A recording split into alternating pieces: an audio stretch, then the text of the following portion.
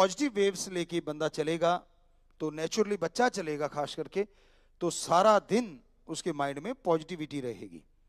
तो ये हमारे पवित्र वेदों की वो चर्चा थोड़ा सा आपको जोड़ने के लिए आज दोबारा बताई। और क्या क्या है इस ब्रह्मचर्य में, काफी चीजें उस दिन हमने क्लियर करी। ब्रह्मचर्य में रहते हुआ इंसान जब नौजवान बचपन से शुरुआत करता है, छोटी सी उम्र में 5 या 7 साल की उम्र के बीच में उसको वहां छोड़ दिया जाता था, और फिर गुरु और गुरु मां उस बच्चे के मां बाप होते थे।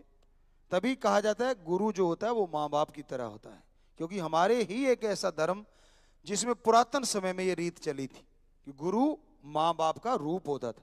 आज आप पिताजी कहते, कई लोग प्रश्न भी उठाते होंगे कि यार जिन्होंने जन्मा उनको बाप नहीं कहता और अपने गुरु को बाप कहता रहता है। अरे ये तो आदि काल से 12,000 साल पुराने धर्मों में लिखा हुआ है कि गुरुकुल में गुरु को ही बाप और गुरु मां को मां मान के बच्चे वहां पढ़ा करते थे। लड़कियों को गुरु मां पढ़ाती थी और लड़कों को गुरु पढ़ाता था।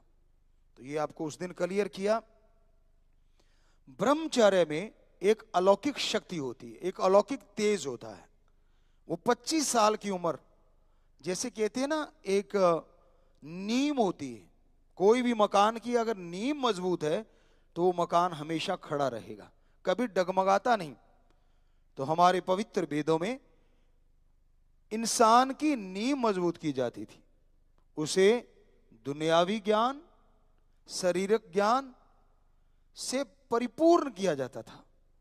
दुनियावी वो ज्ञान जिसमें उसने विचरना है, सिवाय गृहस्थ जिंदगी की। गृहस्थ जिंदगी का ABCD नहीं सिखाया जाता था। 25 साल तक पता ही नहीं होता था बच्चों को ये चीज क्या है या कैसी है, और ना ही ऐसा उत्तेजित कोई भोजन ही दिया जाता था। सात्विक भोजन जिसमें पावर आए, बॉडी में मसल बने, मजबूत हो, तभी उनके शरीर कितने कितने थे। उदाहरण के तौर पे महाराणा प्रताप की अगर बात करें तो क्या आप मानेंगे कि वो 200 किलो का साजो सामान उठा के युद्ध लड़ने जाता था लोहे का।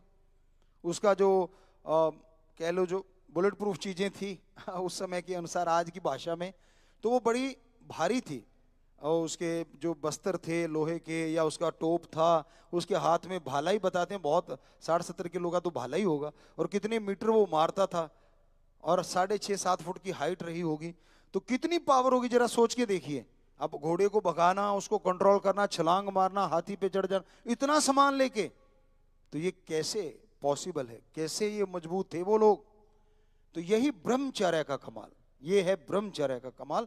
ये तो एक उदाहरण दिया है, इतिहास में ऐसे उदाहरण भरे पड़े हैं, उदाहरण बहुत ज्यादा हैं, जिसे आप किस्से कहानियां मानते हैं जो कि हकीकत है। तो ब्रह्मचर्य में कैसी भी स्थिति आ जाती, बच्चों को उन स्थिति में गुजारा जाता था। जंगलात में अकेले छोड़ देना, कि कैसे वो उसमें से निकल के आएगा, घबराए नहीं।